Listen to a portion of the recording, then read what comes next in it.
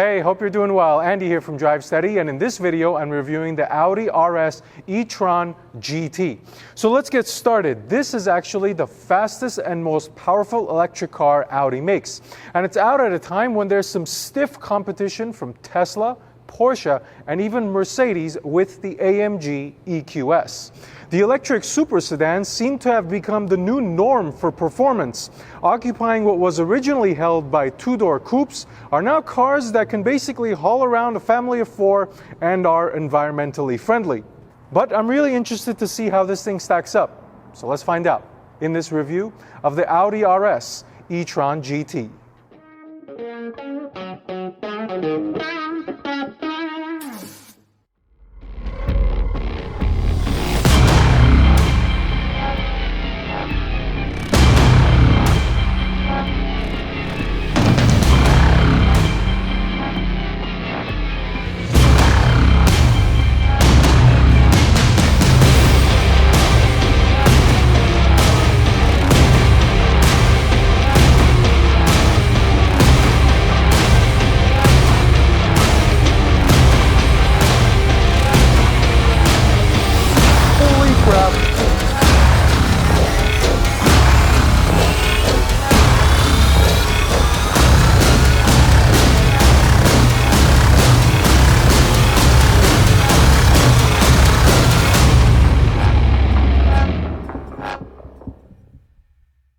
Alright, so let's start the review off by giving a big thank you to Porsche of downtown LA. They're the third largest Porsche dealership in the nation, but they've also got some really cool non-Porsche used car inventory like this Audi.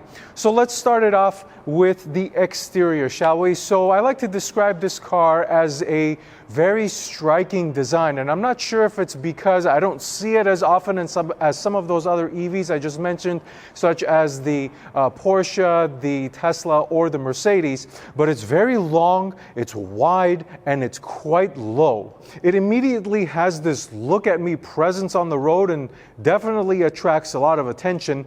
It's got this cool looking 3D-ish front grille, really unique and cool looking 21-inch wheels, and this one is painted in Suzuka gray, which looks white under some lighting conditions, but is definitely not white and a very light shade of gray. But to sum it up, I do like the front more than I like the rear design, and overall it's not my favorite looking EV car in the segment, but I still believe it sets a really nice design language moving forward for Audi. Alright, so now let's talk about the electric motors, the battery, and also charging capabilities on this E-Tron GT. So electric motors, you've got two of them, one in the front and one in the rear. The one in the front generates 235 horsepower, the one in the rear 450 for a combined output of 590 horsepower and 612 pounds-feet of torque. Now Audi gives you the option to get a little bit more juice out of this when you're using the overboost function, which is basically when the car is in launch control, bumps up the power to 637. Now, for you guys keeping track up there, I said 235 horsepower up front, 450 horsepower from the rear motor. Now that equates to 685. Why only 637 or 590? Well, let me explain. It's because these two motors peak at different times. For example, the front motor might be making that full 235 horsepower, but the rear motor not quite that 450. Therefore, the max output or max peak level output, these two motors combined for 590 and 637 using launch control. So does that make sense? Leave me a comment down below if you need a little bit more help. But this thing does also have a 2-speed transmission. Now, this and the Porsche Taycan are the only ones or the only EVs in the market today, or at least in this segment, that have a 2-speed transmission.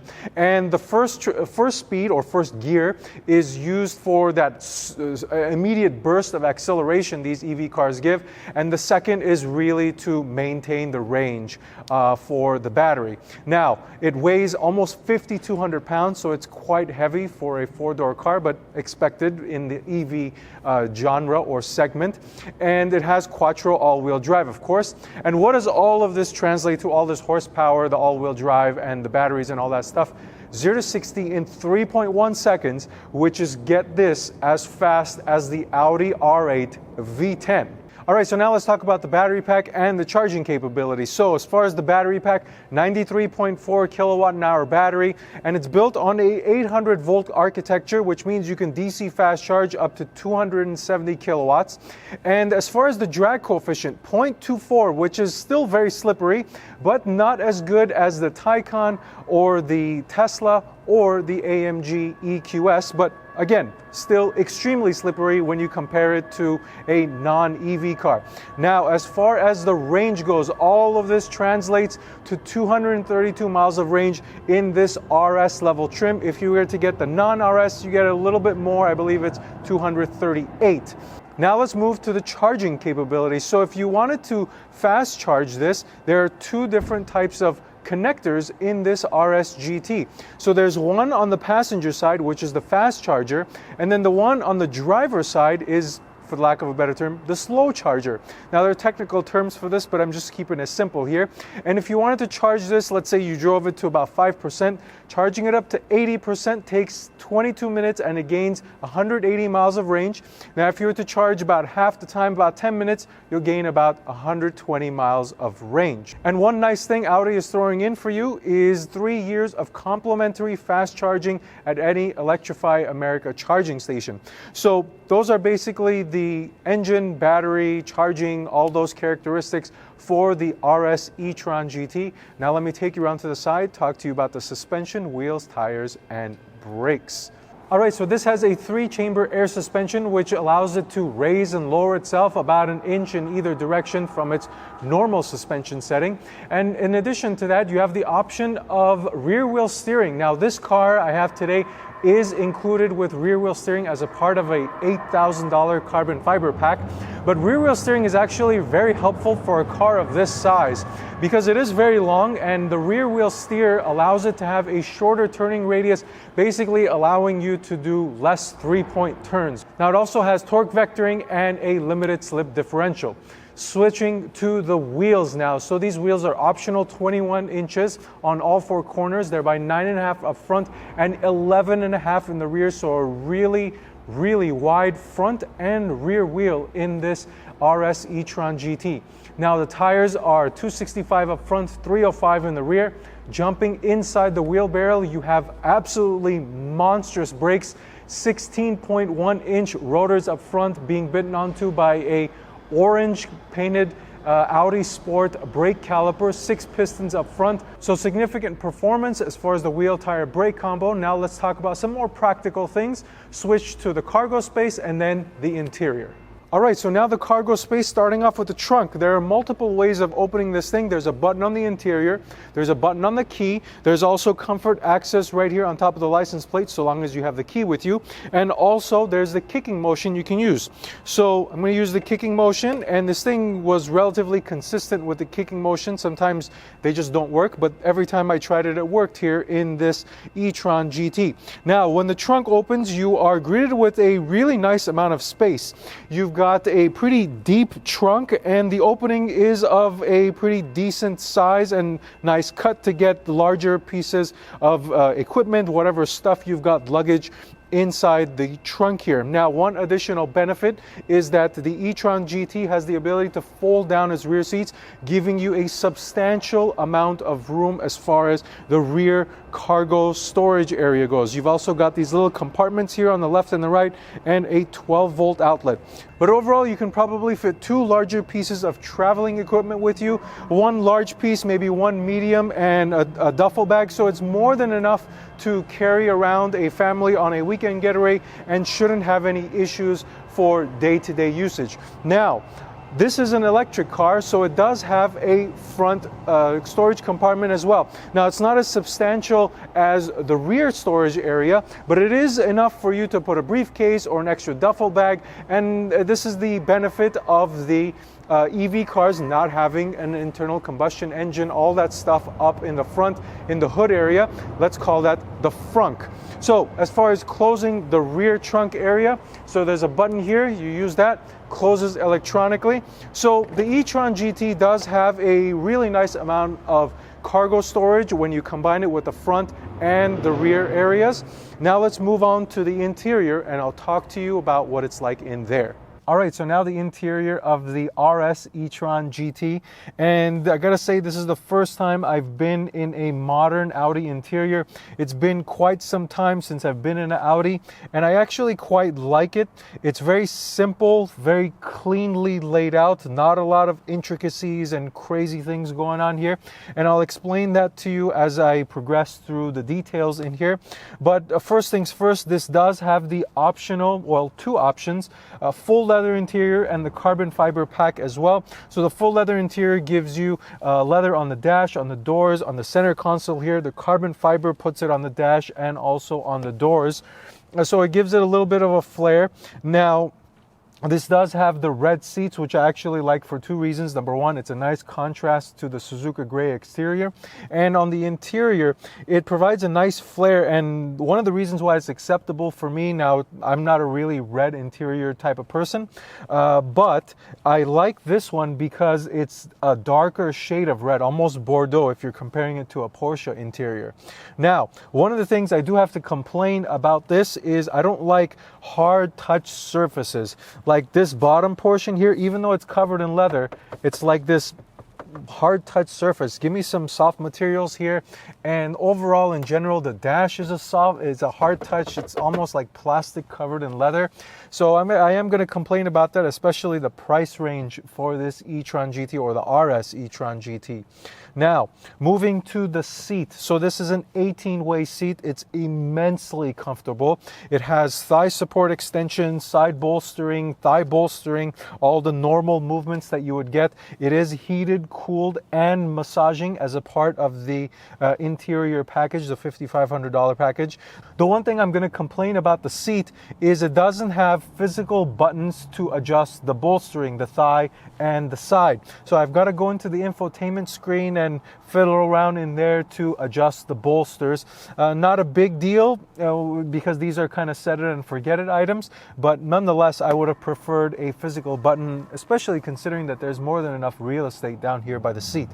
Now, and then out in front of me, I've got a heads-up display, which is very clear, easy to read, and a 12.3-inch Audi virtual cockpit, which is quite similar to what you see in other Audi cars. A lot of information, extremely crisp, very nice. Graphics are great. All the information that you need is right here in front of you, and you have the ability to toggle through it using shortcut buttons on the steering wheel. Now, to the infotainment system, this is, like I said, my first experience with the Audi MMI. This is a 10.1-inch screen, so it's not the biggest screen, not even remotely close to what you see in the AMG EQS and also in the Tesla, and even in the Taycan, I believe it's a little bit bigger than this. But overall, the screen is a touch screen, very crisp, very clear. Now, overall, I do like the infotainment system in my short time interacting with it, but one thing that is purely subjective to me is the graphics. I like the graphics better in the MBUX Mercedes system and in BMW's iDrive, but not taking anything away from this infotainment system. It's a good infotainment system to use and easy to get used to. Now, some of the things that are quite interesting in here are the fact that the air conditioning system is a little different than what you see in some other Audi cars. Now, this is a very button-centric interior compared to some other EVs that I've sat in that are basically all touchscreens and no buttons. So in other Audis, there's screens, but in this Audi e-tron, they're button-centric, so everything from the heated and cooled seats and the air conditioning is all controlled via buttons and not in the infotainment screen. And to wrap up the front seats before I move to the rear, charging, you have two USB Type-C outlets in the storage compartment in the center. As far as that center storage compartment, it's actually quite small. You have to make use of a decent-sized glove box and map pockets on the doors. So that's pretty much it for the front. Now let me take you to the rear and show you what it's like back there. All right, so now the back seats, and let me tell you what it feels like back here. So as far as the comfort level goes, my seating position is great. My armrest in a nice spot. The seat is immensely comfortable. The cushioning is very good, so I almost like sink right into it, so it's a pretty comfortable seat. As far as legroom and headroom, legroom is good. You can see that I've got some legroom here. I'm sitting behind myself at 5'10", 5'11", and I do have some legroom here, so somebody a couple inches taller than me will probably fit in here as well. But as far as headroom goes, I'm not touching the ceiling, but maybe another inch or two you might run into some issues back here. As far as seating capacity, this is meant for 5 individuals, but I'm not sure how practical that is. The shoulder room, I could see 2 people sitting in here my size just fine. But the one issue that I see is the center seat is a little elevated. So when I sat in the center seat at 5'10", 5'11", my head was practically touching the glass roof. So I'm not sure how practical of a seat it is for that 5th passenger or the middle passenger here in the back seat. Now, as far as some of the amenities back here, I do have heated seats. I do have a separate climate control zone that I can adjust the temperature, but not the fan speed. That's only controlled by up front. And of course, the glass roof, which I like a lot. It gives you that additional flair when you're looking out of it from a passenger perspective. Overall, it is a pretty comfortable back seat, but I gotta say, when I sat in the Tesla and also in the definitely in the Mercedes EQ or the AMG EQS, I've driven both of them, and those have a little bit more room in the back seat. So if back seat space is important to you, look at the Mercedes EQS. That one has a substantial amount of rear passenger area. So the interior is functional.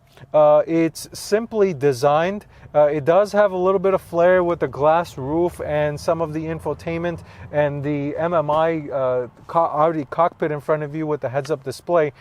But it is quite simple, and personally, if you're looking for more luxury in an EV car, definitely look at the EQS from Mercedes if you're looking for more space as well. And if you're looking for more screens, more technology, obviously that EQS has 3 screens, and the Tesla has the humongous 17, or I believe it's, 17-inch screen as an infotainment display. But yeah, that's pretty much it on the interior. So now let's go to the driving portion of the review and see what this thing feels like behind the wheel. All right, so now the driving portion of the review. And as always, this is what the key looks like. Just an Audi key. There's actually a sticker on the back here, but it says RS back there. Overall, decent key. It's got some plastic on there and the sides are metal, so decent looking key. Anyways, let me talk about the price really quickly. And as I've got the sticker here, so 2022 Audi RS Etron, base price $139,900, so basically $140. Suzuka Gray, $595 option. The carbon fiber package I was talking about, $8,450 option. That gives you the wheels and some of the other carbon fiber bits, and also the rear wheel steering. And the full leather package, $5,350, and the panoramic roof is included.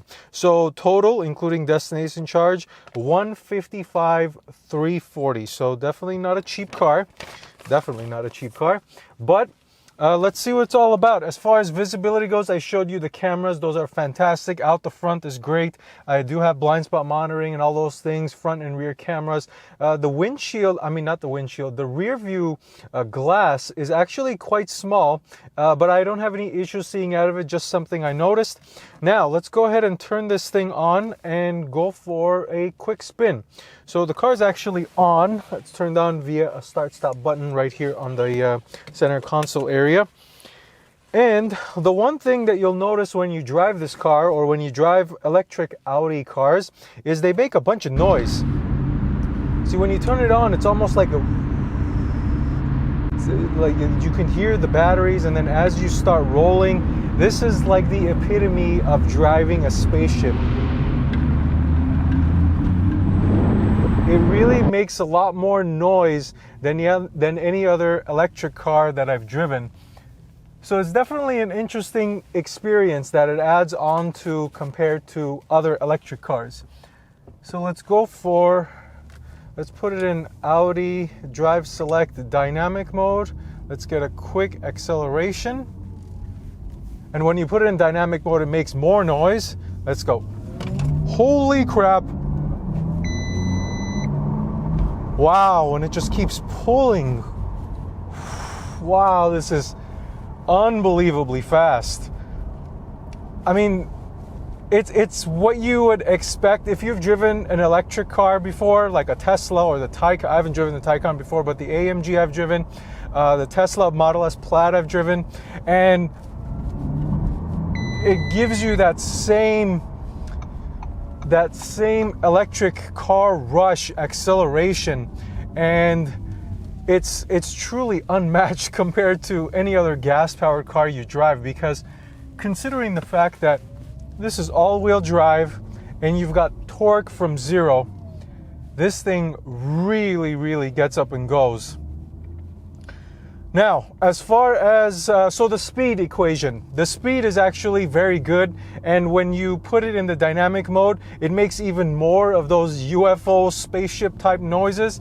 And this is again common for electric cars, where they pump in the noise to make it feel like you're going fast. And it's also a good reminder, because if it was just so quiet, you would almost lose the feel of speed that gives you that extra sense that you're going fast with these fake noises that they pump in. But so the speed is good. Now I'm going to go ahead and put it back in comfort and talk to you a little bit more about the driving dynamics. So as far as the suspension goes, this is actually a very comfortable riding car, and it soaks up the uneven pavements that I'm driving in here in downtown LA. Pretty bad roads here, and it's doing a fantastic job soaking up all the bumps and giving me a comfortable and relaxed drive. Now, as far as the steering goes, the steering, at least in an RS trim, was kind of surprising. It's very numb. There's very little to no feel as far as steering goes here. It's very light. Even in the dynamic mode, it doesn't get too weighted like you see in some other cars. But if you're the type of person who likes a nice, easy to use, easy to maneuver steering wheel and not too much weight, this is a great car for you, because the steering actually, there's not much going on here. Now, the rest of it, brake regen.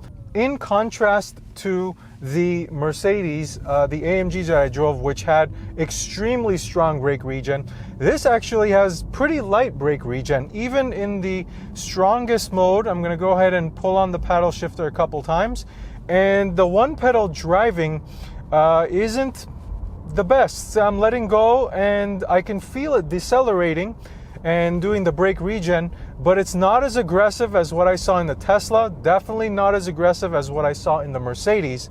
So if you're a one pedal driver, I don't feel it'll be adequate just to kind of, you're really going to have to get used to timing, and you're going to have to time it early in order to come to a complete stop. And as a matter of fact, I personally wouldn't recommend it. You almost have to use the brake pedal. And so that's the one pedal driving piece and the brake regen. Now, overall, as far as the rest of the car, kind of transitioning into a daily basis type of thing, it feels fantastic. Actually, it's much more comfortable than I expected it to be. The seat is plays a major role in that. It's an extremely comfortable seat, as comfortable, if not more comfortable, than the 18-way seat in the Porsche. So it is a very comfortable car to drive, and I would see no issues with driving this on a daily basis because of some of these characteristics. You've got the trunk, big trunk, folding rear seats, frunk, and a good infotainment system, and the comfort level and the quietness, for the lack of a better term, is also very high in this car. And the one element I was talking about earlier that kind of adds to the cool factor, and that is the spaceship sound that you get when you're driving around. Now, if you're not a fan of that, I'm not sure if you can turn it off or not, but I tried putting it in individual and in quiet mode, and it still made all of those sounds. A little bit less audible, but still there. So, how would I compare this to the Mercedes EQS and also the Tesla. The Mercedes is much more lofty. It feels much more luxurious, both from a feel standpoint when you're in the interior from a touch and feel, and also when you're driving. That whole lofty character of it makes it feel more luxurious. Now, is this uncomfortable? No, I would say this is actually more comfortable than the Tesla Model S Plaid, or basically on the same level. I would have to drive them back to back, but from what I recall, this feels a little bit more comfortable than the Tesla. As far as speed goes, the Model S Plaid is the fastest EV I've driven. This is faster, or at least feels faster, than the Mercedes AMG EQS, because that is much, much heavier than this.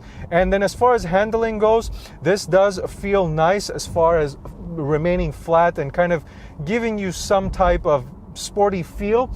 I would say, comparing sportiness to the Tesla or the Mercedes, I mean, all three of them aren't the sportiest, but yeah, I would say they're probably all equal, with the Tesla and the Audi probably being tied and the Mercedes being the least sporty of the three. So that's pretty much all I've got to say about the Audi RS Etron GT. If you've got any other questions for me, please make sure you leave me a comment down below, or send me let me get in here and park, or send me a message on Instagram at DriveSteady. Otherwise, thank you for watching this video. Until next time, drive steady.